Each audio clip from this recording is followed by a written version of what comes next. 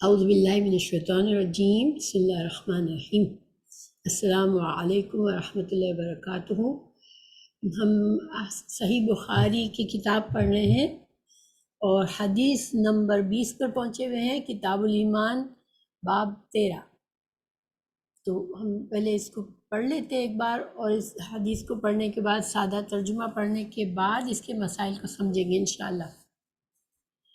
باب قول النبی صلی اللہ علیہ وسلم انا عالمکم باللہ وان المعرفة فعل القلب لقول اللہ تعالی ولكن يؤاخذكم بما كسبت قلوبكم۔ حدثنا محمد بن سلام قال اخبرنا عبدة عن هشام عن عائشة قالت كان رسول اللہ صلی اللہ علیہ وسلم اذا امرهم من الاعمال بما يطيقون قالوا انا لسنا كهيئتك يا رسول اللہ صلی اللہ علیہ وسلم، ان اللہ قد غفر لك ما تقدم من ذنبك وما تأخر فيغضب حتى يعرف الغضب في وجهه ثم يقول ان اتقاكم عالمكم باللہ انا۔ اس حدیث کا باب کا ترجمہ پہلے پڑھتے ہیں۔ رسول اللہ صلی اللہ علیہ وسلم کے اس ارشاد کی تفصیل کہ میں تم سے زیادہ اللہ تعالیٰ کو جانتا ہوں، اور اس بات کا ثبوت کہ معرفت دل کا فعل ہے، اس لیے کہ اللہ تعالیٰ نے فرمایا لیکن اللہ گرفت کرے گا اس پر جو تمہارے دلوں نے کیا ہوگا۔ تو حدیث کا ترجمہ ہے، یہ حدیث ہم سے محمد بن سلام نے بیان کی، کہتے ہیں کہ انہیں اس کی عبدہ نے خبر دی، وہ ہشام سے نقل کرتے ہیں، ہشام حضرت عائشہ رضی اللہ عنہا سے۔ وہ فرماتی ہیں کہ رسول اللہ صلی اللہ علیہ وسلم لوگوں کو کسی کام کا حکم دیتے تو وہ ایسے ہی کام ہوتا جس کے کرنے کی لوگوں میں طاقت ہوتی، یعنی کسی کی استطاعت کو دیکھ کر آپ صلی اللہ علیہ وسلم احکامات دیتے تھے، اپنی امت کی استطاعت، اپنے لوگوں کی استطاعت کو دیکھنے کے بعد حکم دیتے تھے، کسی کی استطاعت سے زیادہ کا حکم نہیں فرماتے تھے۔ اس پر صحابہ نے عرض کیا یا رسول اللہ صلی اللہ علیہ وسلم، ہم لوگ تو آپ جیسے نہیں ہیں، آپ تو معصوم ہیں اور آپ کی اللہ پاک سے اگلی پچھلی اللہ پاک نے آپ کی اگلی پچھلی لغزشیں معاف فرما دی ہیں، اس لیے ہمیں اپنے سے کچھ زیادہ عبادت کرنے کا حکم فرمائے۔ یعنی کچھ صحابہ کرام یا کچھ لوگوں کو یہ محسوس ہوا کہ ہم کو زیادہ، امت کو زیادہ مشکل احکامات ہونے چاہیے آپ صلی اللہ علیہ وسلم کے مقابلے میں، کیونکہ آپ صلی اللہ علیہ وسلم کو تو پہلے سے اللہ تعالیٰ نے آپ کی لغزش سے معاف فرما دی، آپ تو معصوم الخطا ہیں، تو چونکہ امت کے گناہ زیادہ ہوتے تو امت کو پھر زیادہ سخت احکامات پر عمل کرنا چاہیے تاکہ ان کی نجات ہو سکے۔ اب یہ لوگوں کا خیال تھا، لوگوں نے یہ اندازہ لگایا، آپ صلی اللہ علیہ وسلم کو یہ بات سن کے بہت ناراض ہوئے، آپ کو یہ بات اچھی نہیں لگی، حتیٰ کہ خفگی آپ کے چہرے مبارک سے ظاہر ہونے لگی۔ پھر فرمایا کہ بے شک میں تم سے زیادہ اللہ سے ڈرتا ہوں اور تم سب سے زیادہ اسے جانتا ہوں، بس تم مجھ سے بڑھ کر عبادت نہیں کر سکتے۔ یہ بہت اہم حدیث ہے، اس کی تفصیلات کو پڑھتے ہیں۔ یہ باب ہے رسول اللہ صلی اللہ علیہ وسلم کے قول کے بارے میں۔ اب آگے قول بتا رہے ہیں، انا میں عالمکم، یہ اس میں تفضیل ہے۔ اس میں تفضیل کیا ہوتا ہے؟ میں سب سے زیادہ علم رکھتا ہوں باللہ، اللہ کے بارے میں۔ آپ صلی اللہ علیہ وسلم کا یہ فرمان کہ میں تم سب سے زیادہ علم رکھتا ہوں اللہ سبحانہ تعالیٰ کے بارے میں۔ آپ صلی اللہ علیہ وسلم نے ہمیں یہ خبر دی کہ اللہ سبحانہ تعالیٰ کے بارے میں بندوں کو جو بھی علم جاننے کی ضرورت ہے، جو اللہ نے اپنے کلام میں کے ذریعے، وحی کے ذریعے بندوں کو بتایا، تو وہ چونکہ قرآن جو ہے وہ اللہ سبحانہ تعالیٰ نے پیارے رسول صلی اللہ علیہ وسلم کے دل پہ، قلب پہ اتارا، تو جتنی نالج آپ اللہ کے بارے میں اللہ تعالیٰ بندوں کو دینا چاہ رہا تھا، وہ اللہ نے ڈائریکٹ ہمارے رسول صلی اللہ علیہ وسلم کے دل پہ اتار دی۔ اب یہ دیکھیں کہ علم جو ہے وہ ہم جب سیکھتے ہیں تو ہمارے بھی دل میں ہوتا ہے نا علم، جسے جو باتیں یاد ہوتی ہیں ہم کیا کہتے ہیں کہ مجھے حفظ ہے، میرے دل میں ہے یہ انفارمیشن۔ تو دل سے مطلب یہ نہیں ہوتا جو ہمارا دل ہے جس میں ہارٹ اٹیک ہوتا ہے، ایک عضو ہے دل ہمارا، مگر عربی زبان میں قرآن اور حدیث میں دل سے مطلب کیا ہوتا ہے؟ کانشسنس، جو چیز ہمیں کانشس کرتی ہے چیزوں کے بارے میں، اور یہ عقل سے الگ ہے، ٹھیک ہے؟ ایک احساس جو ہمارے اندر ہوتا ہے چیزوں کا، جو ان سے ہمارے دل میں ہمارے اندر معرفت آتی ہے کہ اللہ ہے، اب اللہ ہے، یہ جو ہے ایک مومن اپنے عقل سے نہیں سمجھتا، ٹھیک ہے؟ اللہ ہے اس کی عقل بہت سے لوگوں کو ہوتی ہے مگر وہ مومن نہیں ہوتے۔ عقل جو ہے وہ بہت سے لوگ اللہ کو جانتے ہیں اپنی عقل سے، ٹھیک ہے، مگر مومن جو ہے وہ اپنے دل سے جانتا ہے اللہ کو، یعنی کہ مومن کے اندر کانشسنس ہوتی ہے اللہ کی موجودگی کی، اس کا دل اس کو گواہی دیتا ہے کہ میرا کریٹر ہے، میں خود سے نہیں بنا۔ اس کا دل اس کو پھر جو ہم اللہ کے بارے میں علم حاصل کرتے ہیں، اور ظاہری بات ہے اللہ کے بارے میں علم ہم کیسے حاصل کرتے ہیں؟ قرآن اور حدیث کے ذریعے علم ہمیں پتہ چلتا ہے۔ خود اللہ تعالیٰ نے اپنے کلام سے ہمیں علم دیا ہے اپنی موجودگی کا، اپنی صفات، اپنی اللہ کی ایٹریبیوٹس جتنی صفات ہے اس کے بارے میں سب کچھ، کہ کیا کیا اللہ سبحانہ تعالیٰ کی صفات ہیں، اللہ تعالیٰ نے بندے کو کیسے پیدا کیا، بندوں کے لیے کیا اچھا رکھا، کیا برائی ہے ان کے لیے، کیا مشکل ہے، کیا آسانی ہے، بندوں کا کیا انجام ہے، کیا مقصد ہے، یہ ساری چیزیں جو ہیں وہ ہمارے دل میں آتی ہیں، ہمارے کانشسنس میں آتی ہے۔ اس کے بعد پھر جب ہمارے دل میں یقین ہو جاتا ہے تو پھر ہمارے عمل میں آ جاتی ہے یہ باتیں، اور ہمارے عمل میں جب آتی ہے تو ہم پھر اس سے ہمارا یقین اور بڑھ جاتا ہے۔ یہ ایک سائیکل ہے پورا۔ اس کا آغاز کہاں سے ہوتا ہے؟ نالج سے، ٹھیک ہے؟ جب ایک انسان کی کانشسنس میں نالج آتی ہے، ٹھیک ہے، کہ اللہ ہے، پھر اللہ کیسا ہے، کیا ہے، اللہ نے کیوں پیدا کیا، یہ ساری کانشسنس آتی ہے، تو پھر کیا ہوتا ہے کہ اس کانشسنس سے جب ہمیں یقین آ جاتا ہے، ہمیں پروف، ہمیں دلائل مل جاتے ہیں، تو ایک یقین بن جاتا ہے ہمارا، اور یہ یقین جو ہوتا ہے دل میں، وہ کیا ہوتا ہے؟ وہ ایک تصدیق ہوتی ہے، ہمارا دل ہمیں بتاتا ہے، ہماری کانشسنس ہمیں بتاتی ہے کہ اللہ ہے۔ تو اس یقین کا نام ہی اصل میں ایمان ہے، ٹھیک ہے؟ یہ یقین جو ہے وہ ایمان کا ایک سمجھنے کی سیڈ ہے، ایک بیج ہے جو ہمارے دل کے اندر موجود ہے۔ تو اس کے بعد پھر یہ جو سیڈ جب جو ہم اعمال کرتے ہیں، نیک اعمال کرتے ہیں، اپنے اخلاق کو بہتر بناتے ہیں، ہم اللہ تعالیٰ کی رضامندی کے چیزوں کو اپناتے ہیں، یہ سارے پھر ہمارے اعمال جو ہیں اس سے کیا ہوتا ہے؟ ایک اور ایفیکٹ، اور دل پہ ایفیکٹ آتا ہے۔ جتنا ہم نیک کام کرتے ہیں اتنا ہمارا یقین پختہ ہوتا ہے، ہمارا ایمان بڑھتا ہے، ٹھیک ہے؟ تو یہاں پر رسول اللہ صلی اللہ علیہ وسلم نے یہ بتایا ہمیں کہ آپ صلی اللہ علیہ وسلم کا اللہ سبحانہ تعالیٰ کے بارے میں سب سے زیادہ ہے۔ اب اس بات کو ہم کیا مانتے ہیں کہ ہاں یہ تو صحیح بات ہے، ہم مانتے ہیں نا؟ ہم کیوں مانتے ہیں اس بات کو؟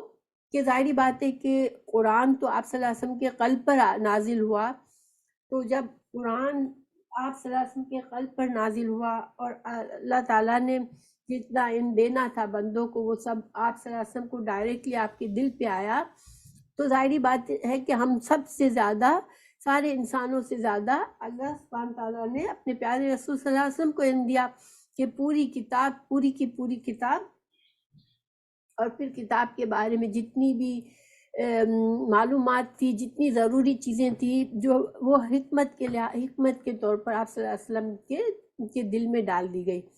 تو ہمیں پورا یقین ہے کہ ہمارے پیارے رسول صلی اللہ علیہ وسلم کا علم سب سے زیادہ تھا. ٹھیک ہے، ہم سب سے زیادہ رسول اللہ صلی اللہ علیہ وسلم کا علم تھا. ہم یہ بھی جانتے ہیں کہ چونکہ جب معرفت، علم کو معرفت بھی کہتے ہیں. معرفت کیا ہوتی ہے؟ پہچاننا. جب علم آتا ہے اللہ کے بارے میں تو اللہ کی پہچان آتی ہے ہمارے دل میں. اچھا، اللہ کون ہے، اللہ کی کیسی صفات ہیں، اللہ تعالیٰ نے ہمیں کیوں بنایا، اللہ تعالیٰ ہم سے کیا چاہتا ہے، کن چیزوں سے اللہ خوش ہوتا ہے، کن چیزوں سے ناراض ہوتا ہے. یہ معرفت آتی ہے ہمارے ذہن میں، ہمارے دل میں. اور یہ ایک کامن سینس بھی ہے نا. جب انسان کسی سے کمیونیکیشن زیادہ کرتا ہے، اس کی باتیں سنتا ہے، تو اس کو اس انسان کے اندر کی چیزیں سمجھ میں آتی ہے کہ انسان کیسا ہے، اچھا انسان ہے، برا انسان ہے. تو اسی طرح ہمارے دل میں معرفت آتی ہے اللہ کی، اور جتنی معرفت ہوتی ہے اتنا ایمان زیادہ ہوتا ہے. تو اگر جب اللہ سبحانہ تعالیٰ نے رسول اللہ صلی اللہ علیہ وسلم کی سب سے زیادہ معرفت تھی، تو سب سے زیادہ ایمان بھی آپ صلی اللہ علیہ وسلم کا تھا. تو یہ تو ایک بار اسٹیبلش ہوئی. ٹھیک ہے، ایک بات باب میں بتائی گئی ہمیں.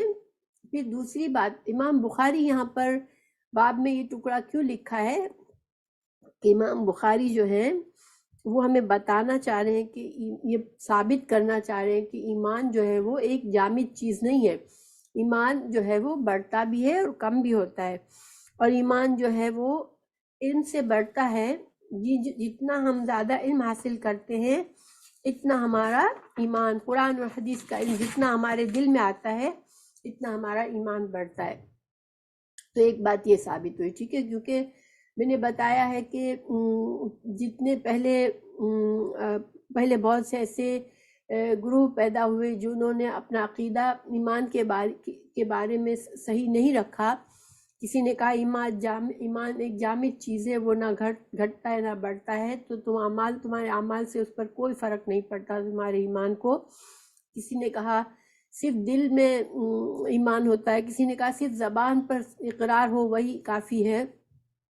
تو ایسے سارے غلط عقائد سے چونکہ انسان کے اندر بگاڑ آتا ہے، تو امام بخاری نے اس کی اصلاح کے لیے ہمیں یہ ایک اور دلیل دی کہ ایمان گھٹتا اور بڑھتا ہے، اور ایمان کا گھٹنے اور بڑھنے کا دار و مدار انسان کی نالج، اپنے قرآن اور حدیث کے علم سے بڑھتی یا کم ہوتی ہے. اور پھر جب ہمارا دل ایک قلب سلیم ہوتا ہے تو جتنا زیادہ ہمیں قرآن کا علم ہم حاصل کرتے ہیں، جتنا زیادہ رسول اللہ صلی اللہ علیہ وسلم کی احادیث کو سمجھتے ہیں، اتنا زیادہ ہمارا ایمان بڑھتا ہے. تو یہ تو امام بخاری نے ثابت کر دیا یہاں پر ایک بات کو. لیکن ہمارے لیے کچھ اس میں کیا سیکھنے کی بات ہے کہ جو لوگ خود کو مسلمان کہتے ہیں لیکن ساری زندگی میں کبھی بھی اللہ کی کتاب کو سمجھنے کی کوشش نہیں کرتے، صرف عربی پڑھ لیتے ہیں، ٹھیک ہے، لیکن قرآن کو سمجھتے نہیں ہیں، تو پھر ان کی معرفت جو ہے وہ اتنی نہیں بڑھ سکتی جتنی کہ انسان معرفت کے لحاظ سے ایمان بھی بڑھتا ہے. تو ہمیں صرف یہ اس پر اکتفا نہیں کرنا چاہیے کہ بس ہم قرآن کو عربی میں پڑھ لیتے ہیں یہ کافی ہے، اپنے بچوں کو عربی پڑھا لیتے ہیں کافی ہے. نہیں، بلکہ ہمیں ہر مسلمان کو اتنا سیکھنا چاہیے قرآن کہ وہ سمجھ سکے کہ اللہ سبحانہ تعالیٰ نے مجھے کیوں پیدا کیا ہے، اللہ سبحانہ تعالیٰ نے مجھے کیا مقاصد ہے میرے، اللہ تعالیٰ کیا چاہتا ہے، کن چیزوں سے خوش ہوتا ہے، کن چیزوں سے ناراض ہوتا ہے. تو یہ بھی ساتھ ساتھ ثابت ہو رہا ہے یہاں پر کہ قرآن کا علم سیکھنا سکھانا ایک ضروری عمل ہے ایمان کے لیے، ایمان بڑھانے کے لیے. اچھا، پھر امام بخاری نے ایک اور بات کہی آگے. ٹھیک ہے، یہ جو بات ہے یہ امام بخاری کچھ اور بھی ثابت کرنا چاہتے ہیں. وہ فرما رہے وَأَنَّ، اور بے شک، المعرفت، معرفت کا ہونا، اللہ کی معرفت، اللہ کی پہچان کا ہونا، فعال القلب، یہ دل کا فعل ہے، یہ ہمارے دل کا عمل ہے. تو اس سے کیا مطلب ہے کہ دل کا عمل ہے؟ ہمارا دل، ہمارے ہاتھ پیر سے تو ہم اعمال کرتے ہیں، ٹھیک ہے. تو جب ہم اپنے ہاتھ پیر سے نیک اعمال کرتے ہیں تو کیا ہوتا ہے؟ ہمارا ایمان بڑھتا اور گھٹتا ہے، رائٹ. لیکن یہاں پر امام بخاری یہ بھی ثابت کر رہے ہیں کہ ڈائریکٹ ہمارے دل کا فعل ہے یہ، کہ ہمارا دل کس قدر اللہ کی معرفت رکھتا ہے. تو اور فعل دیکھیں، افعال کیا ہوتے ہیں؟ فعل کا مطلب ہوتا ہے کہ انسان جیسے اگر ہم جنرلی سائنس کے لحاظ سے بھی دیکھیں، کچھ کرنا، فعل کا مطلب کرنا، ٹھیک ہے. ایک تو ہوتا ہے عمل اور ایک فعل ہوتا ہے. عمل میں انسان کانشیسلی کچھ کر رہا ہوتا ہے، فعل میں انسان کو کانشیسنس نہ بھی ہو تب بھی وہ کچھ کر رہا ہوتا ہے، ٹھیک ہے. فعل جیسے ہم ہم باتوں میں ہم نے اپنا ہاتھ ہلا کے ایک جگہ سے دوسری جگہ رکھ دیا، اب یہ بھی ایک فعل تھا، مگر اس میں ہمارا کوئی کانشیسنس نہیں تھی، بے اختیاری طور پر بھی ہم رکھ سکتے ہیں. تو فعل میں یہ ضروری نہیں ہوتا کہ انسان کانشیسلی کر رہا ہے یا انکانشیسلی. تو ہمارا دل جو ہے، اس میں جو معرفت آتی ہے اور اس لحاظ جو اس پر دل پر اثر ہوتا ہے، یہ بھی انسان کا ایک فعل ہے. تو یہ بات کیوں کہی امام بخاری نے؟ ایک تو یہی واضح کرنے کے لیے کہ جس طرح ہمارے ہاتھوں پیروں کے افعال سے ہمارے اجر اور ثواب کا، ہمارے سزا کا تعلق ہو سکتا ہے، اسی طرح ہمارے دل کے فعل سے بھی ہمارے اجر و ثواب کا اور ہمارے سزا کا تعلق ہو سکتا ہے.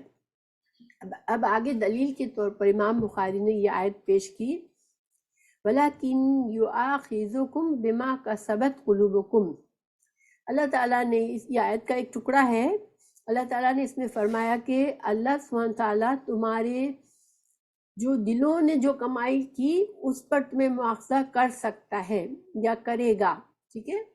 تو دلوں کی کمائی پر، تو دل کی کمائی سے کیا مطلب ہے؟ تو یہی معرفت ہے.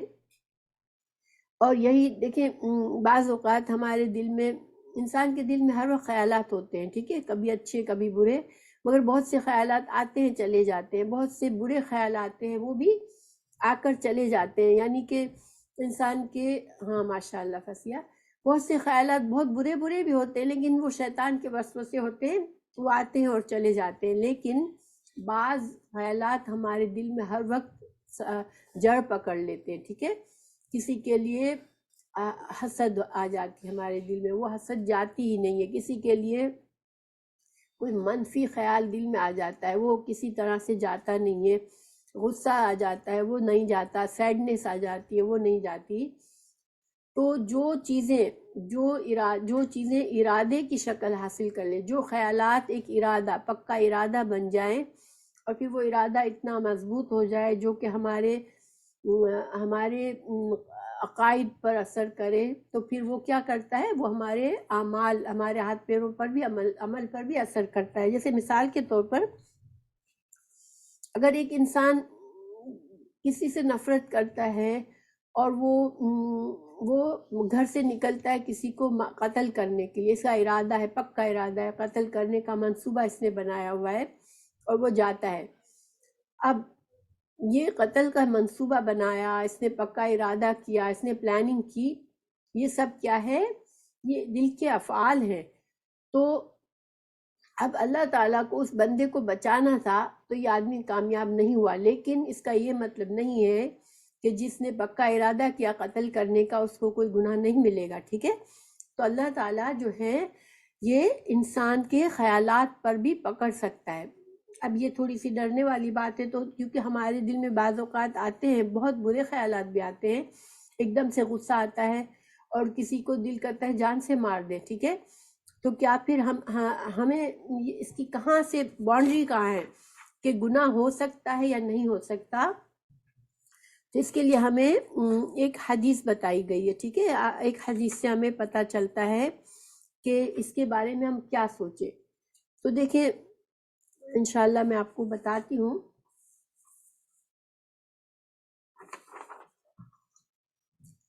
آپ صلی اللہ علیہ وسلم نے فرمایا، ان اللہ تجاوز لامتی عما حدثت به انفسها ما لم تکلم به او تعمل. اللہ تعالیٰ نے میری امت سے ان برے خیالات پر تجاوز فرمایا ہے جو انسان کے دل میں آئے، مگر انسان نہ تو ان کے بارے میں لوگوں کو کچھ کہے اور نہ ہی اس پر عمل کرے۔ تو گویا ہمارے برے خیالات کی پکڑ نہیں ہوگی، کس وقت تک نہیں ہوگی، کس حد تک نہیں ہوگی؟ جب تک وہ خیال آیا دل میں اور ہم نے اس کو بس جھڑک دیا، ہم نے اس پر کوئی نوٹس نہیں لیا، کوئی عمل نہیں کیا، نہ ہی ہم نے کسی کو ظاہر کیا کہ میرے دل میں یہ خیال ہے، ہم نے کسی کو اس کے بارے میں بتایا نہیں کہ میرے دل میں یہ خیال آ رہا ہے یا یہ خیال میں رکھ رہی ہوں، تو پھر کیا ہے کہ اللہ سبحانہ تعالیٰ ایسے خیالات کو معاف فرما دیتا ہے، کیونکہ شیطان مسلسل ہمارے اوپر اپنے وسوسے کرتا رہتا ہے۔ لیکن جب نیت بن جائے، جب ارادہ بن جائے خیالات، اور ابھی تک عمل نہیں بھی ہوا، تب بھی اس پر پکڑ ہو سکتی ہے انسان کی، ٹھیک ہے؟ تو انسان، ایک مومن جو ہے اپنے دل کا خیال رکھتا ہے، اپنے دل کی تو صاف رکھتا ہے۔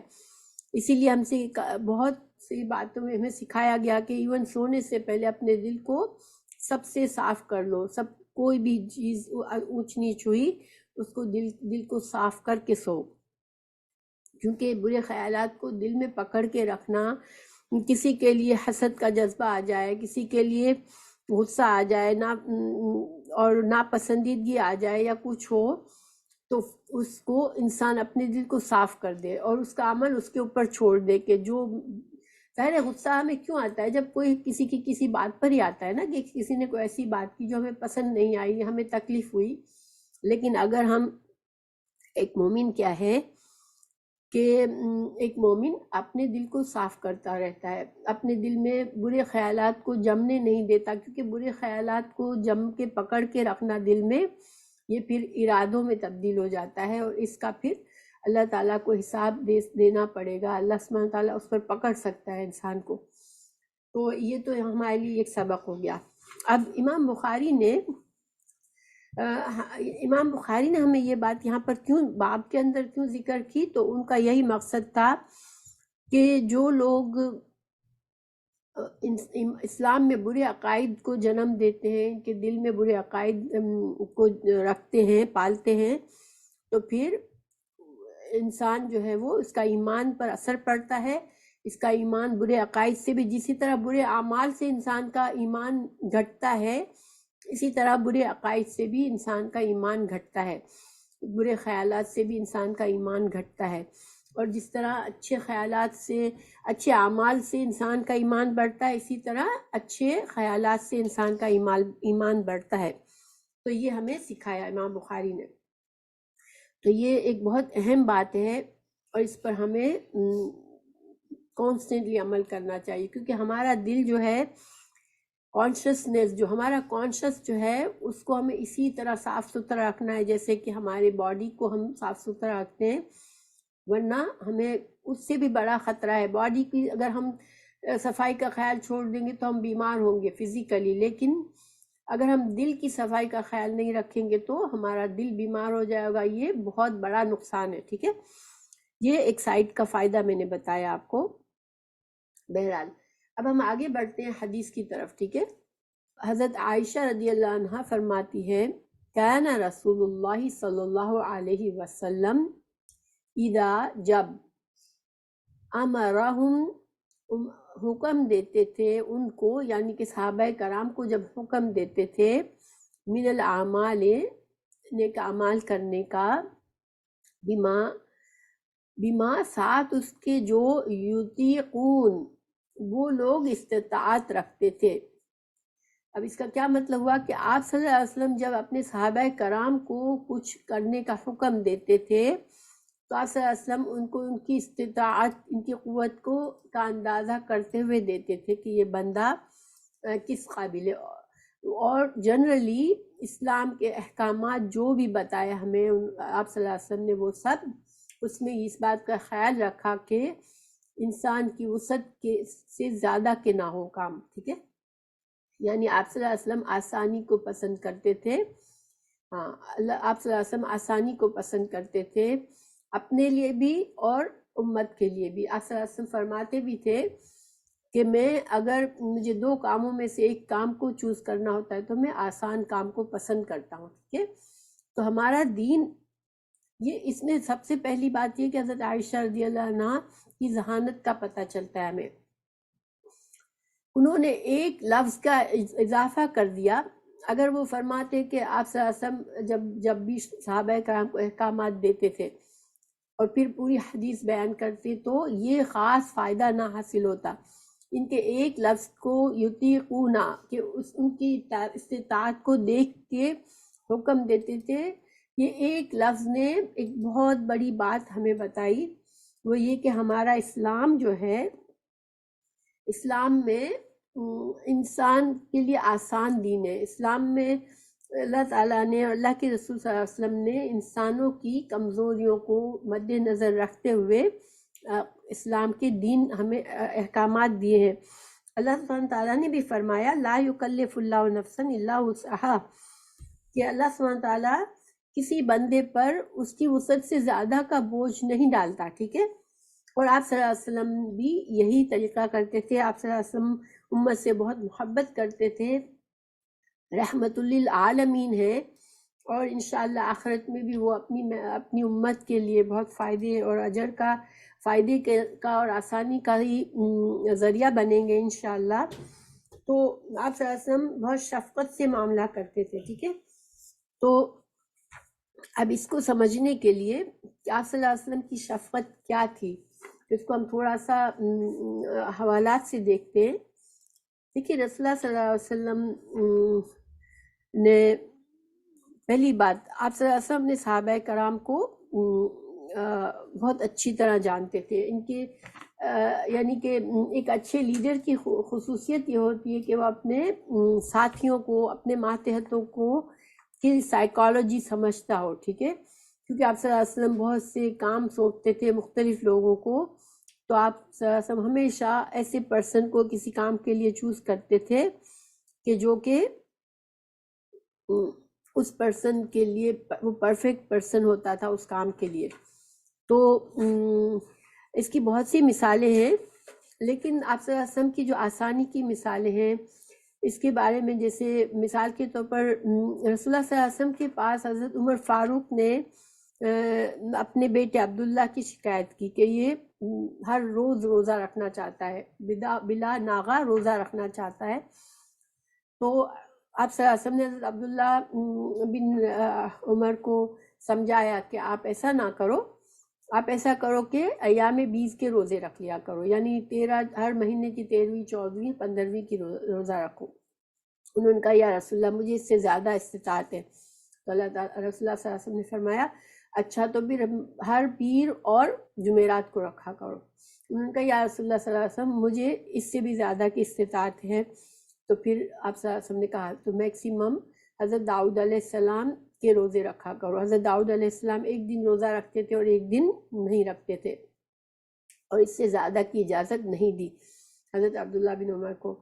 تو حضرت عبداللہ بن عمر سے ایک قول بھی ثابت ہے کہ جب آپ کی بہت عمر بڑھ گئی تو آپ کو یہ بات یاد آئی تھی کہ میں نے اپنے اوپر سختی کی، اب مجھے احساس ہوتا ہے، کیونکہ انسان ہمیشہ ایک جیسا نہیں رہتا نا، انسان کو ہمیشہ دین میں اور ہمارے دین میں دوام چاہیے۔ آپ صلی اللہ علیہ وسلم نے، اللہ سبحانہ تعالیٰ نے بھی قرآن میں ہمیں یہ سکھایا ہے کہ اگر ہم فرضی عبادات تو جتنی اللہ نے مقرر کی ہے وہ کرنی ہے، لیکن اس میں بھی رخصتیں رکھی ہے اپنی انسان کی بیماری یا انسان کے حالات کے لحاظ سے۔ لیکن نفلی عبادات میں کیا پسند کیا گیا ہے کہ چاہے تھوڑا سا کرو لیکن دوام کے ساتھ، ہمیشگی کے ساتھ کرو۔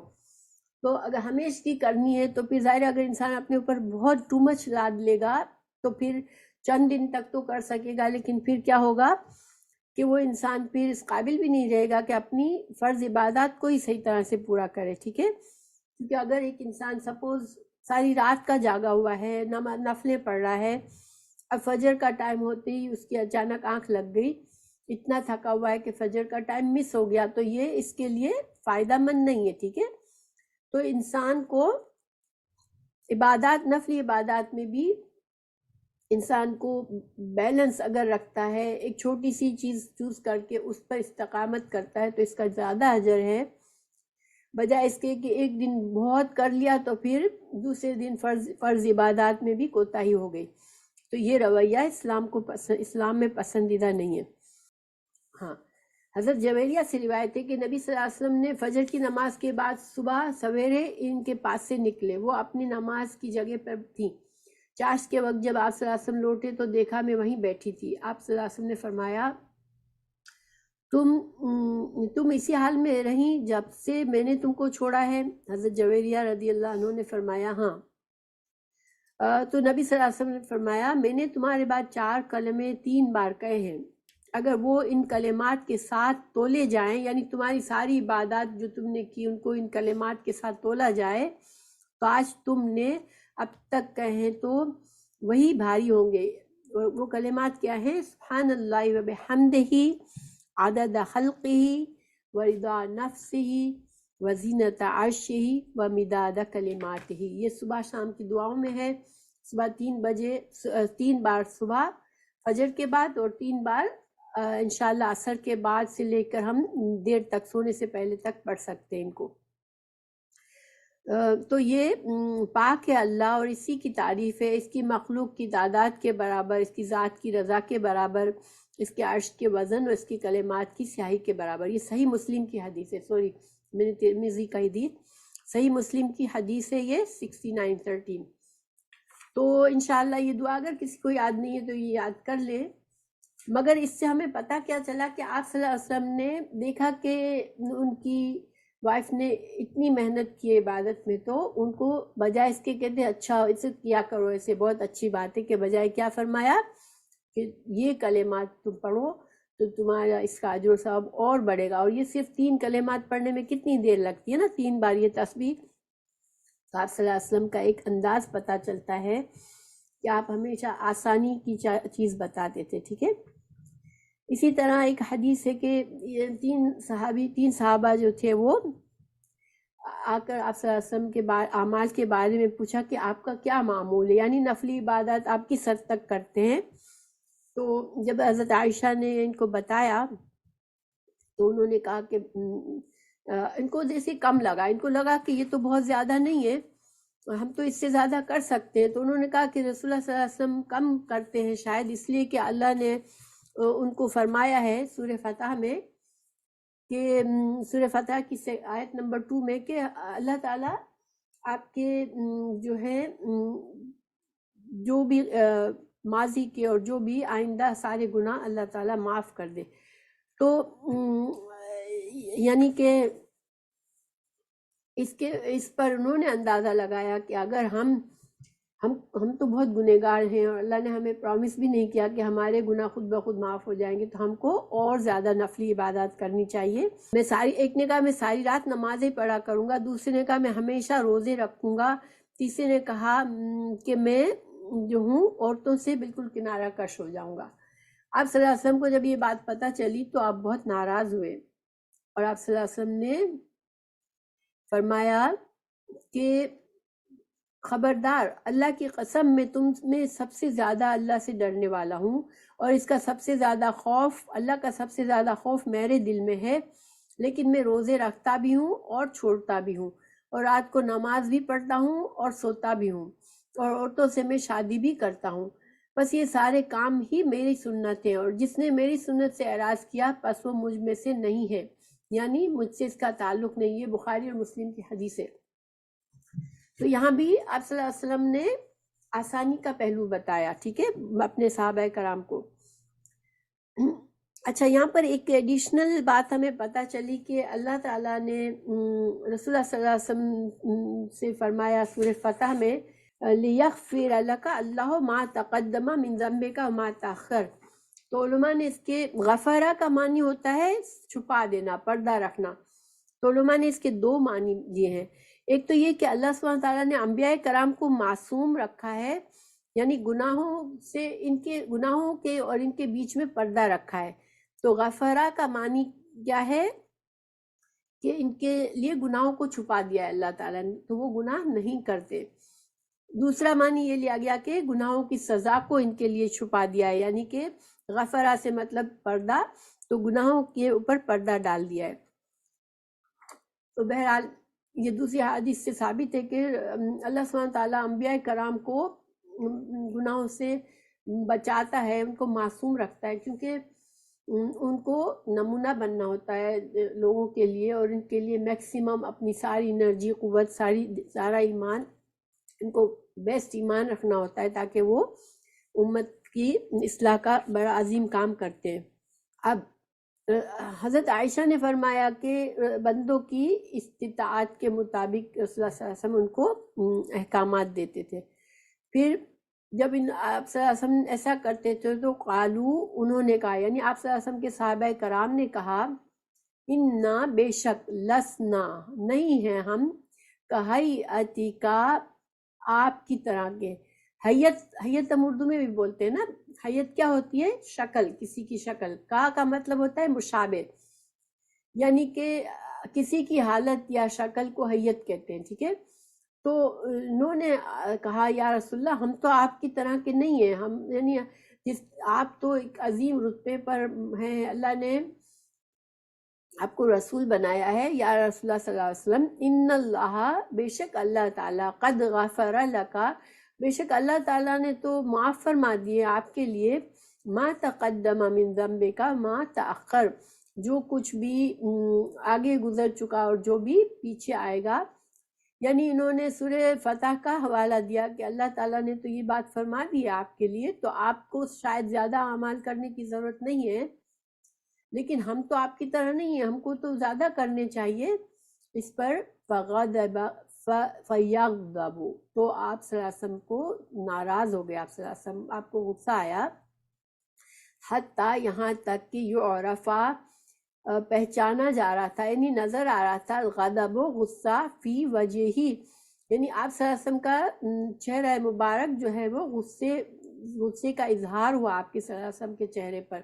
پھر آپ صلی اللہ علیہ وسلم نے فرمایا، ان اتقاکم، بے شک میں تم سب سے زیادہ اللہ کا تقوی رکھتا ہوں، وعالمکم، اور میں تم سب سے زیادہ علم رکھتا ہوں، باللہ، اللہ کے بارے میں، یعنی کہ اللہ سبحانہ تعالیٰ کن باتوں سے راضی ہوتا ہے، بندے سے اللہ تعالیٰ کیا چاہتا ہے، ان چیزوں کا مجھے تم سے زیادہ علم ہے، اور اسی وجہ سے جو احکامات تم کو دیے ہیں اللہ تعالیٰ نے مجھے بھی دیے ہیں، تو مجھے بھی اللہ کو خوش کرنا ہے، اللہ کو راضی کرنا ہے، تو میں جو ہوں تم سے زیادہ تقوی ہے میرے دل میں، کیونکہ اللہ نے مجھے یہ نہیں کہہ دیا کہ انبیاء کرام کو کچھ نہیں کرنے کا۔ انبیاء کرام انسان تھے، اور جو کچھ انسانوں کو اللہ تعالیٰ نے احکامات دیے، خود انبیاء کرام خود پابند ہوتے تھے ان اللہ کے احکامات کے۔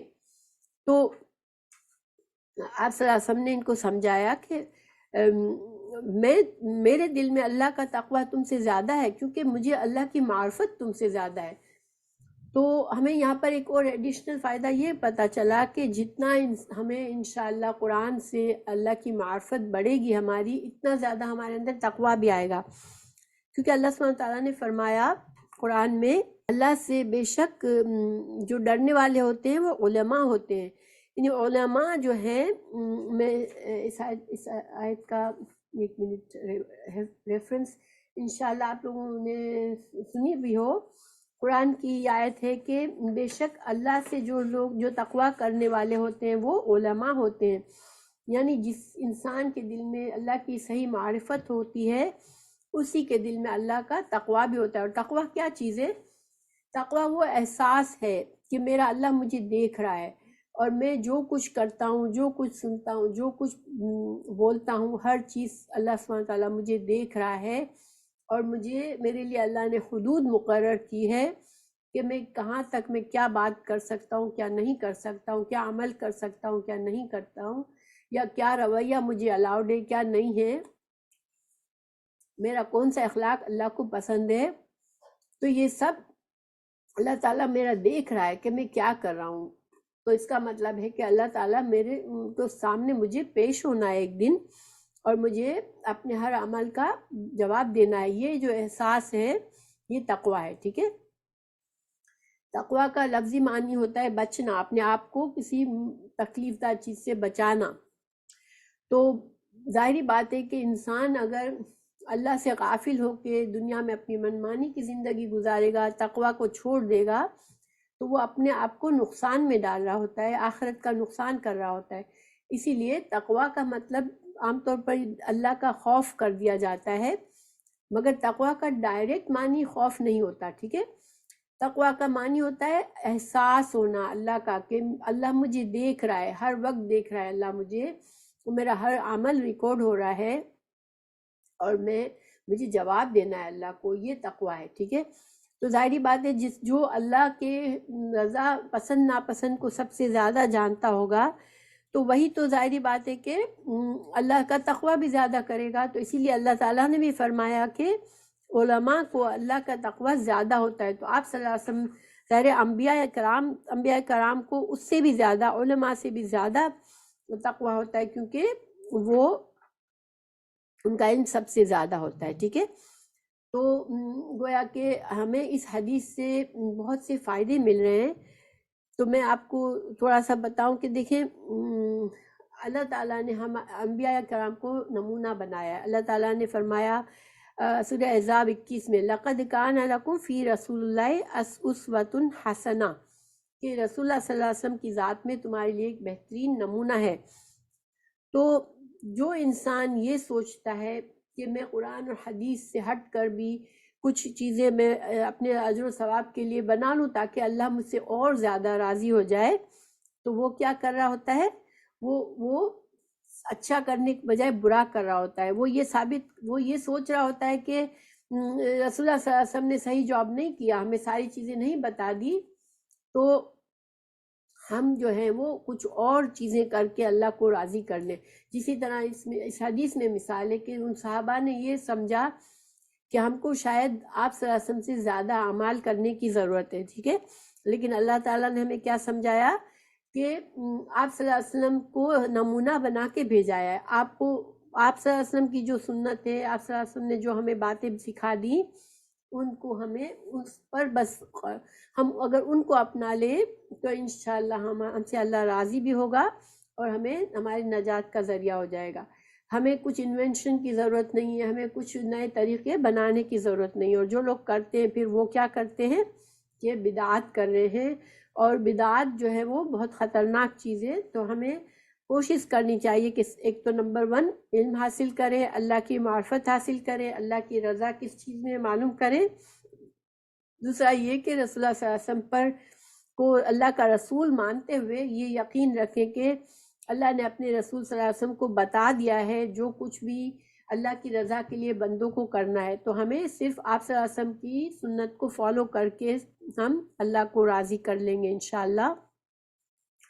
پھر دوسری بات ہمیں یہاں چونکہ اللہ سبحانہ تعالیٰ آپ صلی اللہ علیہ وسلم آسانی بتاتے تھے ہمارے لیے، گویا کہ جن میں جو رخصت اللہ نے دی ہمیں، تو ان رخصتوں اور آسانیوں کو بھی قبول کرنا چاہیے ہمیں۔ پھر نیکی کے کاموں میں ہمیں دوام کرنا چاہیے، نفلی عبادات چاہے کم کریں لیکن ہم اس کو ہمیشگی کے ساتھ کریں۔ پھر ہمیں یہ بھی ہے کہ ہمارے دین میں افراط اور تفریط نہیں ہے، میانہ روی کو پسند کیا ہے۔ تو انسان اپنے آپ کو میانہ روی پر چلنے والا بنائے۔ انسان کے اندر اگر فطری طور پر کچھ ایسی فطرت ہے کہ وہ آپے سے بڑھ جاتا ہے، وہ نارمل کے اس سے ہٹ جاتا ہے، تو انسان اپنی کوشش کر کے اپنے آپ کو درمیانہ روی پر چلانے کی عادت ڈالے اور افراط اور تفریط سے بچے۔ اور ایک مومن کبھی بھی یہ گمان نہیں کر سکتا کہ اللہ کے رسول صلی اللہ علیہ وسلم کی سنت سے بڑھ کر بھی میں کچھ زیادہ نیکیاں کر لوں گا تاکہ اللہ سے اور زیادہ قریب ہو جاؤں گا، کیونکہ اللہ کے رسول صلی اللہ علیہ وسلم اللہ کے قریب ترین تھے۔ ہم جو ہے اگر ہمیں قریب ہونا ہے تو صرف آپ صلی اللہ علیہ وسلم کے طریقے سے ہی چلنا ہوگا۔ پھر ہمیں یہ بھی پتہ چلا کہ آپ صلی اللہ علیہ وسلم کا علم اور اللہ کی معرفت جو تھی وہ کمال درجے کی تھی، اسی لیے آپ کا ایمان بھی الحمدللہ کمال درجے کا تھا۔ تو ماشاءاللہ بہت سی باتیں تھیں اس حدیث میں سیکھنے کے لیے۔